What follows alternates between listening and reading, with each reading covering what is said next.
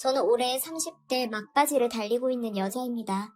저희 집은 부유하다면 부유할 수 있지만 그렇다고 재벌 정도까지 되는 그런 방대한 집안은 아닙니다.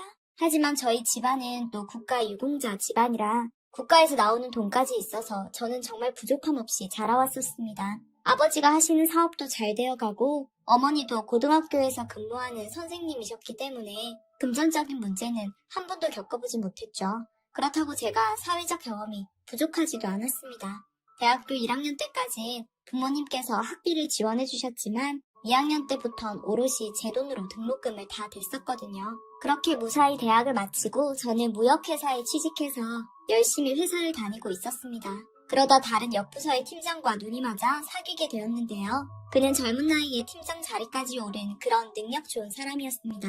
나이 차이도 저랑 3살밖에 차이가 나질 않았습니다. 우리는 평일엔 주로 회사 밑에 있는 카페에서 점심때 만나거나 퇴근하고 나면 데이트도 하고 잔잔하면서도 평범하게 연애를 했습니다. 그렇게 사귄 지 3년쯤 되었을 때 그의 부모님과 식사를 하기로 했고 처음 보는 남자친구의 부모님에 살짝 긴장이 되더라고요. 남자친구는 저보고 긴장할 필요가 없다고 말했지만 긴장이 안 될래야 안 될 수가 없었죠. 일단 첫인상은 좋았습니다. 부모님 두 분 다 사업하시는 분들이라 옷 입으신 거나 스타일이 되게 고급스러워 보이고 깔끔했습니다. 남자친구는 그런 부모님의 영향을 그대로 물려받은 것 같았고요. 저는 일단 사랑하는 사람의 부모님이니 당연히 좋게 보였고 그쪽에서도 저를 좋게 보는 게 느껴졌습니다. 첫 만남이 무사히 잘 성사된 것 같아서 저는 마음이 놓이더라고요. 그렇게 식사를 마치고 예비 시부모님을 배웅해드리고 우리는 기분 좋게 데이트를 하고 각자 집으로 헤어졌습니다. 그러고 다음 달에 우리 부모님과 남친이랑도 같이 식사를 했었고 양쪽 부모님들 모두 우리를 마음에 들어 하셨기 때문에 시간이 좀 지나자 서로 결혼 얘기가 절로 나오더라고요. 우리도 생각을 아예 하지 않은 건 아니었기 때문에 양쪽 부모님 허락은 물론이었고 애인과 저도 결혼에 대해 긍정적인 생각이어서 결국 우리는 결혼하기로 했습니다. 결혼 준비를 하면서 좀 힘들긴 했지만 헤어질 정도로 크게 싸우진 않았습니다. 주변에서 하나둘씩 결혼한다고 말하면 꼭 결혼 준비하면서 헤어지는 경우가 많다고 조심하라는 말을 늘 들었거든요. 그걸 잘 알고 서로 배려하고 맞춰가면서 준비를 하다 보니 수월하게 진행되었고 어느덧 결혼식을 올릴 날짜가 가까워져 가고 있었습니다. 회사에도 청첩장을 돌린 상태였고요. 혼인신고는 우리끼리 결혼식을 올리고 1년 뒤에 하자고 상의를 해둔 터라 결혼식 준비에 대한 부담감이 조금은 줄어들었기 때문에 애인과 저는 결혼 준비를 하면서 그렇게 크게 싸운 적은 없는 것 같습니다. 결론적으로 결혼식은 무사히 마쳤고 신혼여행은 무난하게 제주도로 가서 남편과 오붓하고 좋은 시간을 보냈어요. 그렇게 결혼한 지 2년이 지났고 부부 사이도 좋고 시댁과의 사이가 좋은 그런 결혼 생활을 즐기고 있었습니다. 그런데 딱 하나 결점이 있었어요. 바로 제 몸에 아이가 들어서지 않는다는 것이었습니다. 둘 다 아이를 좋아했던 터라 기왕 결혼한 거 아이도 일찍 가지려는 생각을 하고 있었습니다. 하지만 신혼여행 때부터 쭉 시도를 해왔지만 소식은 전혀 없었고 저는 불안한 마음이 들어 남편과 함께 산부인과를 찾았습니다. 몇 번의 검사를 하고 난 뒤 결과를 듣는데 저는 불임 판정을 받았습니다. 정말 충격적이고 청첩병력이었습니다. 아이가 들어서지 않는 몸이라니 여자들한테는 사형선고나 다름없는 말이었죠. 남편도 적잖이 당황한 듯 의사 선생님께 정말 사실이냐고 계속 묻고 있었고 저는 넋이 나가 있었습니다. 집으로 돌아오면서 남편은 제게 괜찮다고 까짓거 아이 없이 우리 둘이서 행복하게 잘 살면 된다고 저를 달래줬습니다. 제가 미안해할 상황인데 오히려 본인이 저를 달래주는 걸 보면서 아, 내가 정말 결혼은 잘했구나. 이 사람이랑 정말 평생을 같이 살아야겠다. 이런 마음이 들었고 그러면서 병원에서 나오지 않던 눈물이 그제서야 쏟아져 나오더라고요. 남편한테 느끼는 미안함과 고마움이 뒤섞여서 차 안에서 정말 오열을 했습니다. 그러고 나서 시댁이랑 외가에도 이 사실을 알렸고 저는 시댁에서 엄청 욕을 먹을 것이라고 생각했지만 시부모님은 괜찮다고 부담감 느끼지 말라고 오히려 저를 더 챙겨주고 아껴주셨습니다. 저는 정말 결혼 하나는 진짜 잘했구나 싶었어요. 그런데 이 좋은 결혼 생활도 끝이라는 게 존재하는구나 싶었던 이유는 그 후로 1년이 지나고 결혼한 지 3년이 되는 시기부터였습니다. 남편과 시부모님의 태도가 점점 달라지기 시작했습니다. 항상 제게 다정하고 좋은 말만 해주던 남편은 어느 순간부터 계속 제가 실수할 때마다 너는 애가 왜 이렇게 덤벙거리냐고 하고 심지어 집뿐만 아니라 회사에서도 사람들 다 보는 앞에서 저를 타박하기 시작했습니다. 저는 처음엔 정말 내가 잘못했나 보다 싶어서 진심으로 미안해하고 행동을 고치려고 엄청나게 노력하고 그랬어요. 그런데 점점 사소한 것 하나하나 꼬투리 잡기 시작하면서 시간이 갈수록 그 수위가 점점 세지니까 저도 슬슬 열받고 대체 이 사람이 왜 이러나 싶었습니다. 게다가 시댁에 가도 예전에는 우리 아가 왔냐며 문 앞에 마중 나와주시고 같이 놀러 다니고 그랬는데 결혼한 지 3년쯤 되니 이젠 시큰둥하시고 다른 집 며느리랑 비교하기 시작하더라고요. 나중에 가서는 애도 못 낳는 주제에 뭐가 잘났다고 얼굴을 들고 다니냐는 소리까지 하더군요. 저는 다른 건 다 참아도 제 몸에 대해서 욕을 하는 건 정말 참을 수 없었습니다. 그 소리를 들은 날에는 진심으로 열받아서 시댁을 한번 뒤집어 엎었습니다. 어머니도 같은 여자면서 어떻게 제게 그런 말씀을 할 수가 있냐고, 사람들 사람으로서 예의가 아니지 않냐고, 요즘 들어 남편도 그렇고 어머니도 그렇고 제게 왜 이러는지 많이 달라지셨다고, 저는 이해를 할 수가 없다고 막 따져댔습니다. 제가 잘못한 게 있으면 속 편히 말해주면 될 텐데 남편이고 시어머니고 입을 꾹 다물어선 말을 안 해주니 답답할 지경이었죠. 시간이 지날수록 남편과 시어머니와의 관계가 나아질 기미는 보이지 않고 오히려 갈등만 더 짙어지니 저도 스트레스를 많이 받고 있었습니다. 그러다가 시아버지에게 연락이 오더라고요. 저는 의아해하며 연락을 받았고 잠시 시간 내줄 수 있냐고 물으셔서 저는 된다고 말했더니 아버님께서 저희 회사도 시댁도 근처에 없는 곳에서 봐야 한다고 하시더라고요. 그래서 저는 외가랑 가까운 카페에서 보자고 말씀드리고 전화를 끊었습니다. 그동안 조용히 계셨던 아버님이 갑자기 무슨 연유로 제게 연락하신 건지 궁금하더라고요. 퇴근한 뒤 저는 본가 근처로 향했습니다. 카페로 가니 이미 시아버지께서 먼저 와 계셨습니다.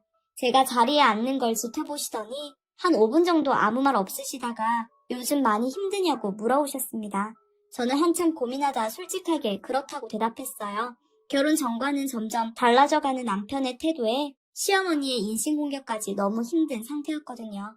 제 대답을 들으신 아버님은 한숨을 푹 쉬시더니 자기가 대신 사과하겠다고 미안하다고 그러셨습니다. 저는 대신 사과하실 필요 없고 대체 제가 무엇을 잘못했는지 요즘 들어 남편과의 어머님은 왜 그렇게 변하신 건지 혹시 아시는 게 있냐고 물었습니다. 그러자 아버님은 잠시 머뭇거리시더니 제게 솔직하게 터놓겠다고 얘기하셨습니다. 아버님께 들은 얘기는 정말 충격이다 못해 소름 돋을 정도였습니다. 제가 아이를 낳지 못하는 몸인 걸 알고 나서 아이를 꼭 보고 싶었던 남편의 성화에 어머님께서 다른 여자를 몰래 다른 집에다가 들이셨다는 것이었습니다. 그러니까 남편은 몰래 따로 구해놓은 집에서 다른 여자의 몸에 자신의 아이를 만들고 있었다고 하더라고요. 이른바 씨바지 여자를 데리고 있었다는 거겠죠. 물론 그 여자는 남편에게 돈을 받고 이 끔찍하고 더러운 제안을 받아들인 것이고요. 아버님께서 처음엔 말리셨지만 남편과 어머님의 고집이 너무도 센 나머지 자신도 말릴 수가 없었다며 제게 이 얘기를 해주시면서도 계속 사과를 하셨습니다. 제 앞에서는 임신을 못해도 괜찮다고 걱정하지 말라고 다정하고 이해심 많은 것처럼 굴어놓고선 뒤에선 그런 더러운 짓을 벌이고 있었다니 저는 얘기를 듣고 너무 충격을 받았습니다. 그리고 그들의 이중성에 소름이 돋았고요. 아마 아버님께서 솔직하게 말씀해주시지 않았다면 저는 끝까지 모른 채로 살았겠죠. 그들이 데리고 온 아이를 키우면서요.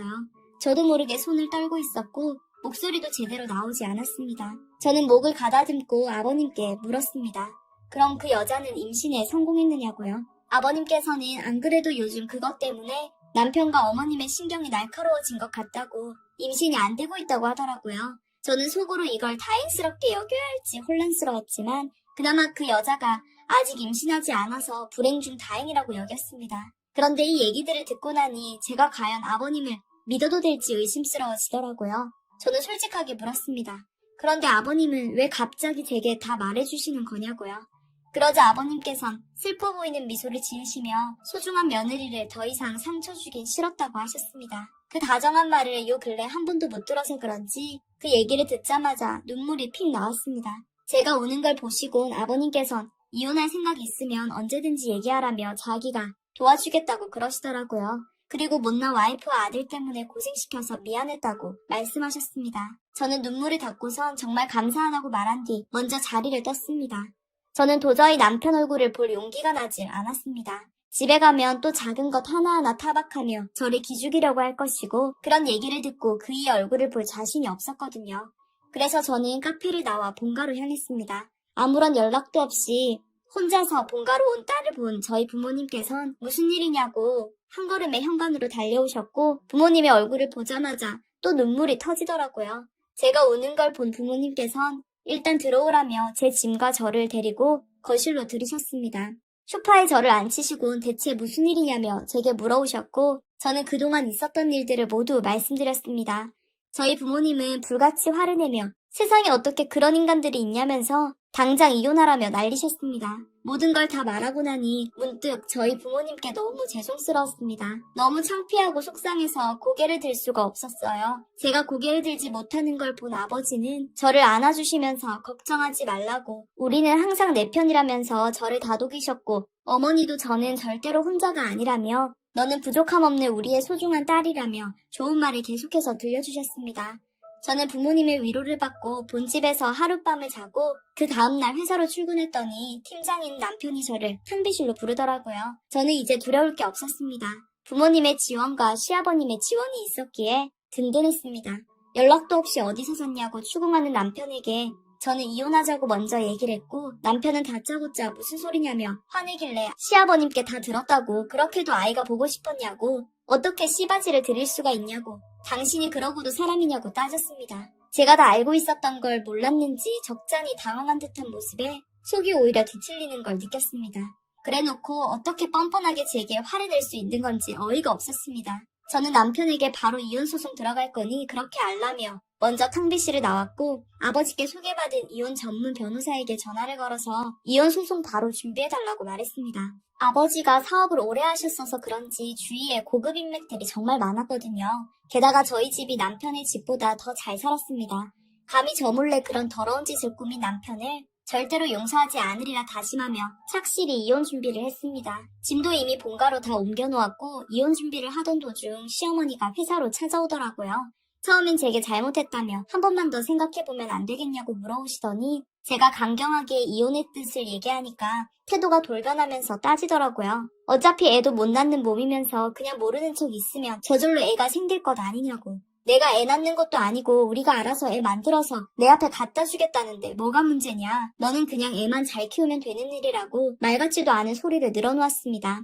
듣다 보니 정말 못하는 소리가 없어서 저는 이성을 잃고 시어머니의 얼굴에 마시고 있던 커피를 던져버렸습니다. 커피를 던지자 옷이 다 커피색으로 젖었는데 속은 시원하더군요. 시어머님은 이게 무슨 짓거리냐고 소리를 지르길래 저는 더 이상 소란을 피우면 경찰을 부르겠다고 시어머니가 씨바지를 구한 게 사실인 게 밝혀지면 법적으로나 윤리적으로나 사회적 처벌을 받게 될 거라고 말하니 시어머님은 얌전히 회사 밖으로 나가시더군요. 그리고는 그 대리모 여자를 찾아가서 제가 돈을 더 드릴 테니 제 편에 서서 증언해 주실 수 있냐고 물었더니 그 여자는 처음엔 당황한 듯 싶더니 금방 알았다며 오히려 감사하다고 순순히 따라오더라고요. 착실하게 이혼 소송을 준비한 끝에 제가 승소를 했고 위자료도 엄청나게 뜯어냈습니다. 이혼하고 나서도 남편과 시어머니 쪽에서 계속해서 전화가 오고 문자가 오고 이러길래 아예 차단해버리곤 번호도 바꿔버렸습니다. 그랬더니 집까지 찾아오려고 하길래 제가 더 이상 찾아오면 접근 금지 신청을 넣어버릴 거라고 협박했습니다. 그랬더니 더 이상 찾아오지 않더라고요. 그 대리모였던 여자랑은 친해져서 아직도 연락하면서 지내고 있습니다. 평화롭고 좋은 줄만 알았던 제 결혼 생활이 이렇게 최악으로 끝난 줄 누가 알았겠어요. 정말 사람은 믿을 게 못 되나 봅니다. 제 이야기 들어주셔서 감사합니다.